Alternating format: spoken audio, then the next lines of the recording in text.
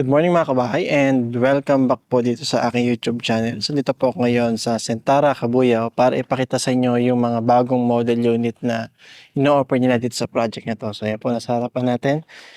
By the way, ako nga pala si Chad Ricafort sa Korean Estate Broker at nanonood po kayo ng aking house tour for Astor Single Attached. Okay, so si Astor Single Attached po ay merong minimum lot area na 75 square meter and a floor area of 42.5. Okay, so semi-complete, provision for 2 bedrooms with 1 toilet and bath. Meron na rin siyang carport at available through bank and Pag-ibig financing. So semi-complete siya kasi po wala pa po siyang bed partition. Yun lang naman po ang kulang sa kanya, pero meron na po siyang kisame at tiles. May po makikita natin ano. So dalawa yung model unit nila, ito yung kanilang Kana and yung Astor. So may video na po ako dati ng mga model unit nila, kaya lang yung mga old version pa po, yung isa kulay green pa, yung isa kulay blue. So ngayon ito na, medyo mas modern na po yung kulay niya. Brown and yellow. So ayan. And ito po, may mga tiles na po. Yung kasing dating model unit nila, wala pa pong mga tiles. Ano? Okay. So ayan. So yung minimum lot area na 75 square meter ay hanggang dito po sa firewall na ito. Diretso. Ito yung kanyang property line, itong sidewalk na to, hanggang dito po sa pader na to. So, yan po yung 75 square meter. So, yung kanyang parking, ito talaga siya, carport, malawak siya at malapad. So, kasyang mga pick-up, van, and I think dito sa part na to, itong area na to, pwede ka pa rin mag-park dyan ng mga subcompact kasi hindi lang naman siya 2 meters ano, I think mga 2.5 meters. So kasyang-kasya po ang dalawang sasakyan. Okay. And sa likod, meron pa po kayong 2 meter na setback. So pakita ko po sa inyo. So yan. Mula dito sa pader na to hanggang dito sa fence na to, no.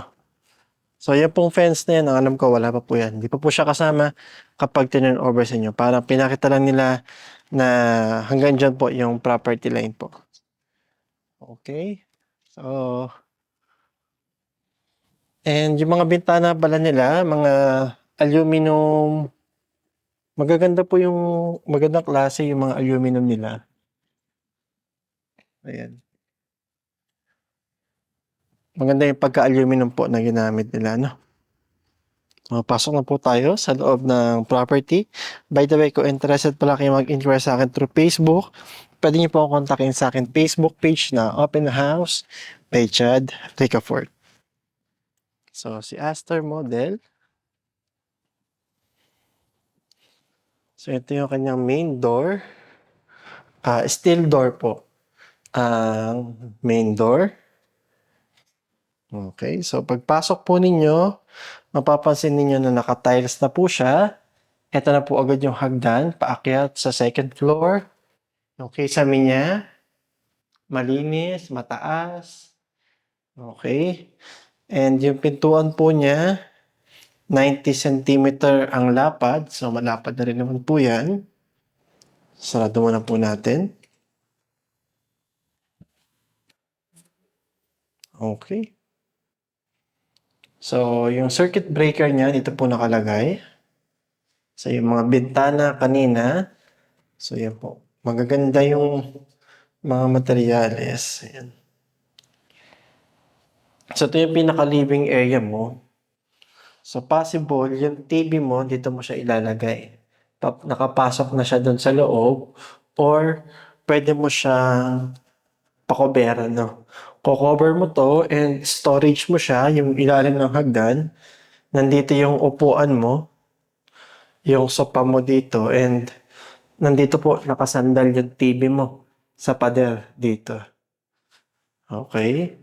And yung kanyang dining area, so sakto lang yung laki. Medyo maliit lang, pero kung mga four-seater dining table, pwede na din po.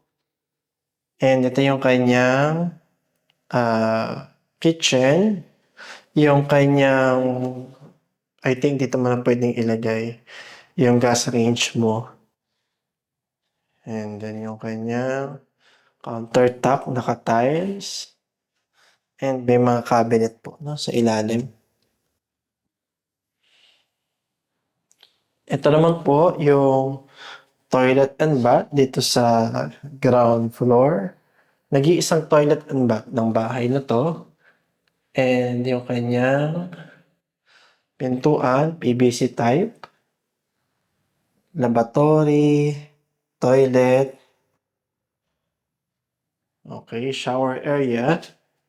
Yung shower area mo, sakto lang po yung laki. Okay. May bintana. And yun lang, yung CR niya hindi pa siya floor to ceiling yung tiles. Pero okay lang din naman. Mamaya papakita ko sa inyo kung bakit. Yan. Para sa akin, medyo worth it na rin po yung bahay na to. So, sa hagdan pala, sorry, hindi ko napakita sa inyo. Ito yung kanyang railing. So, maganda yung pagkakagawa. Matibay. Mga square tube ang ginamit. Ano? And yung mga hagdan nila, bato. At may mga stopper. Naka-vinyl planks yung bawat steps. So, ito na yung second floor. So, ito yung wala pa siyang bed partition. Pero pwede kang magkaroon ng 2 kwarto dito. Pero may kisame na. So, yan. Mataas na rin naman yung kisame.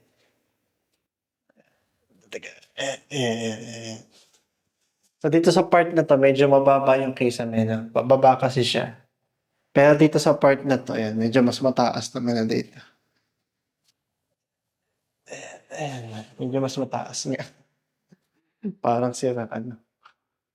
So, yan.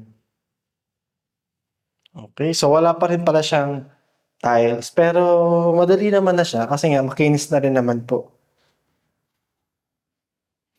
Okay. So, bakit ba nasabi ko na worth it naman itong bahay na to, no? So, ito parang Astor unit nila. Ang price sa ngayon ay nasa 2.7 million. So, sa gantong laki ng lote, sa ganda ng bahay, para sa akin, mukhang matibay naman po yung bahay. At yung kanyang mga materyales, yung design, okay na rin naman po para sa akin. So, 2.7 million ang price niya. So, hindi na masama kasi Cabuyao area. So, dito sa area po ng Cabuyao, Santa Rosa, Binyan, Calamba. So, medyo mataas po ang mga value ng property. So, yung 2.7 dito, medyo price na po yun ng townhouse unit. Ano? Pero ito po, single attached dito po sa Sentara. Makakakuha pa po kayo. Ayan. Okay, so sa amenity pala, meron silang basketball court, clubhouse, wala lang po swimming pool. Pero gated, ang subdivision 24/7 may security po. So, okay. So medyo may papasok nga lang pala ito from highway. May mga ginagawang kalsada sa ngayon, pero yun po, mapapaganda po nun yung accessibility papunta rito sa project kasi nga ginagawa sa kalsada, pinapaganda, pinapalaki. So, marami pa po magiging development. So, kung nagustuhan niyo po ang video to, please paki-share, paki-like at mag-subscribe na rin po kayo dito sa aking YouTube channel para ma-notify kayo pag may mga bago kong videos. At kung interested na po kayo mag-reserve sa bawat property na in-offer ko, mag-reserve na kayo. Mahal ng property, patagal ng patagal, pamahal ng pamahal, palayo ng palayo. Yun lang po at maraming salamat.